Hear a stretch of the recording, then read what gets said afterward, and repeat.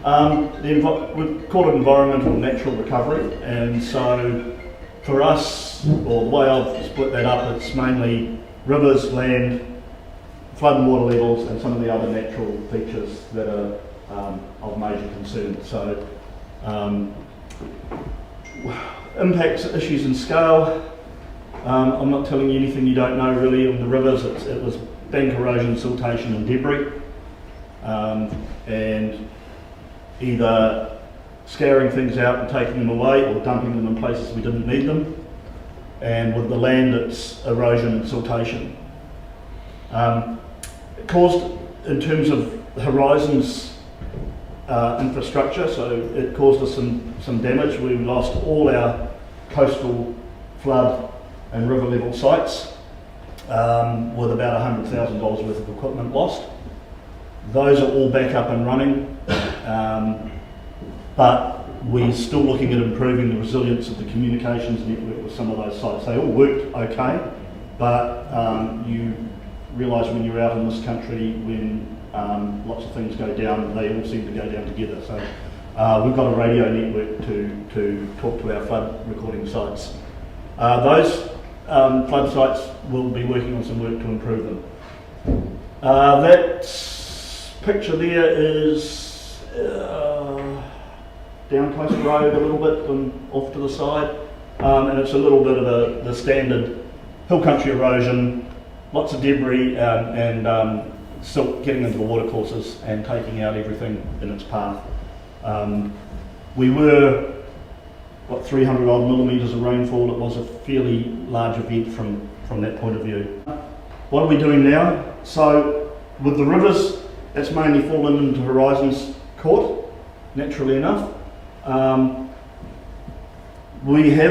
Horizons have put a work program in place, but I'll stress it's based on what we know from what we've seen now. There's probably stuff out there we don't know, and that's really important that we hear from you about things that we might, if you haven't heard from Horizons or been in touch with them, it's important that we do hear from you, because we don't know what we don't know, and we can't go and have a look at it until we find out. So there is a email site there, that RM inquiries, river management inquiries at Horizons. We've had inquiries through. For Horizons, the Tararua, yes, certainly had bad effects, but we had major river effects in the Pahongana and the Orua and some of the Rangitikei. Horizons has got about $9 million worth of repairs to do with the river systems. About $1 million in this district. We've got the funding in place, so the council has given us the funding to do that. And another one, so most of those river repairs will be in the scheme rivers. So if you're living out here, you haven't got a scheme river, so there's not a lot of funding for repairs in there. But the one thing Horizons has put aside is $300,000 for debris clearance. So we had some issues here at Herbertville. I'm sure there's probably still issues in the streams and in the rivers. We've got some money put aside for debris clearance, but it'll be a program that we have to work through in terms of exactly what you heard from the from the built. We'll have to work through the priorities and what ones come first. But again, as I say, if we don't know you've got problems, you need to tell us. Work has started. It's a bit like the roading crew. We had some problems at Bolton Road in Herbertville and the Tamaki River, so the work has started in some of those places. The Tamaki, it's a build-up of gravel, and so there's this lot less lot less river capacity. So the logical thing to do is have construction companies taking gravel out of the river and using it. But in other places, it's obviously bank loss, bank scour, debris in the rivers, stuff falling in the rivers, clearance of those sorts of things.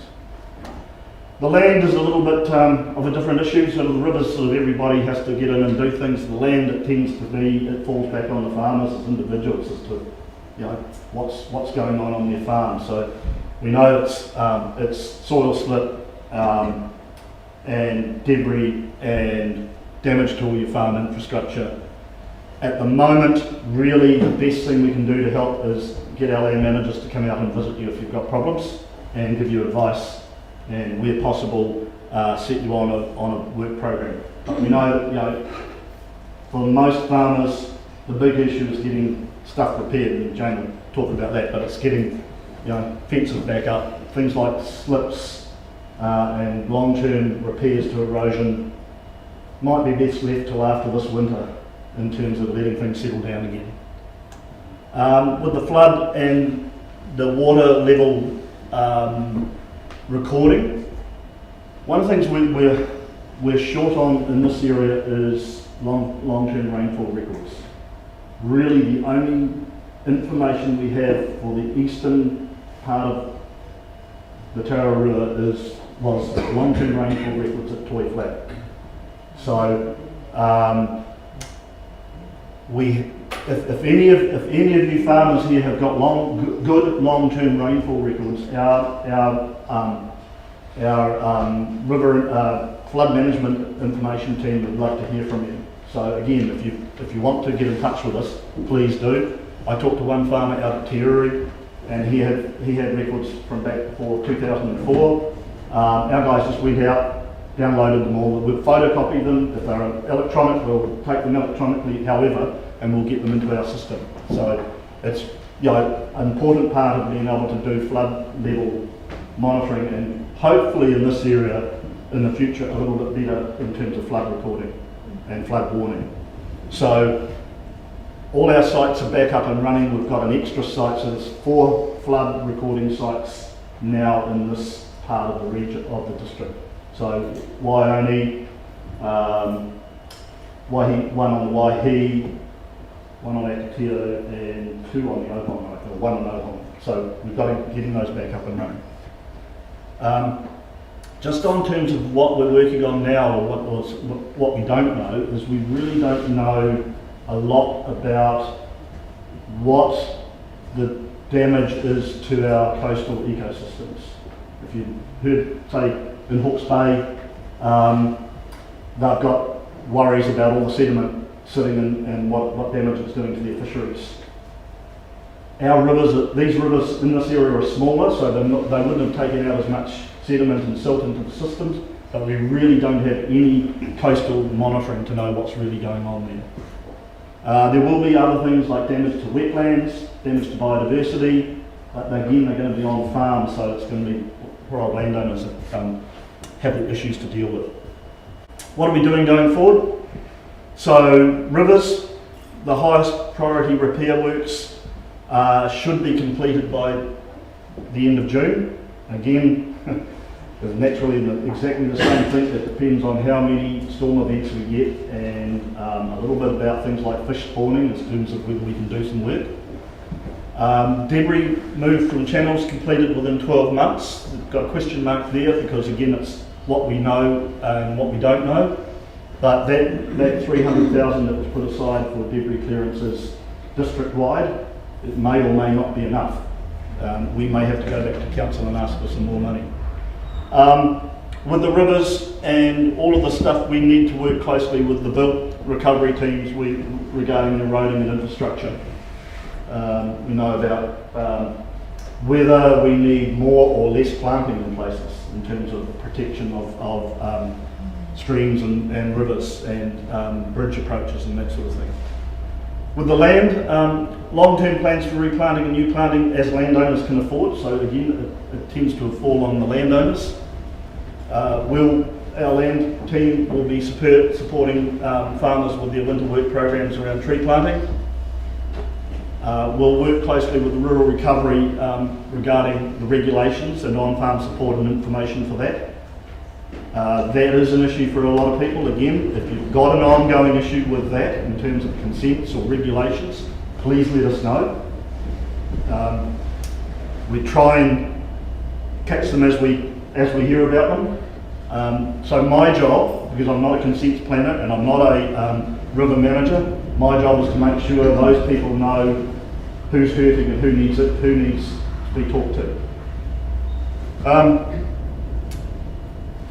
And ideally, ideally, in the terms of the land, would look for a long-term resilience plan linking with infrastructure and erosion risk, and that is maybe flash words for what do we do around some of our really important infrastructure where there's slips coming from up above.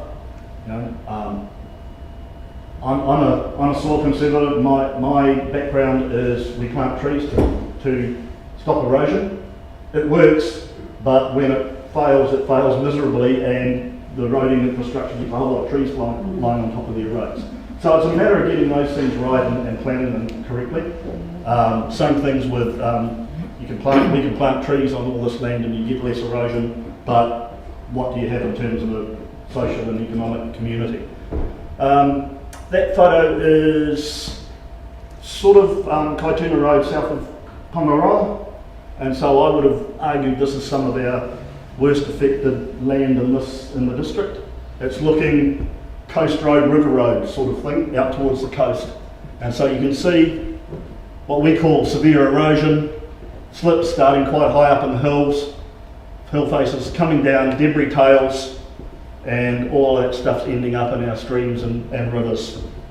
Our land team will be working with landowners to sort of talk about long-term what we can do with farmers to support putting that stuff, improving that stuff, putting that stuff back together.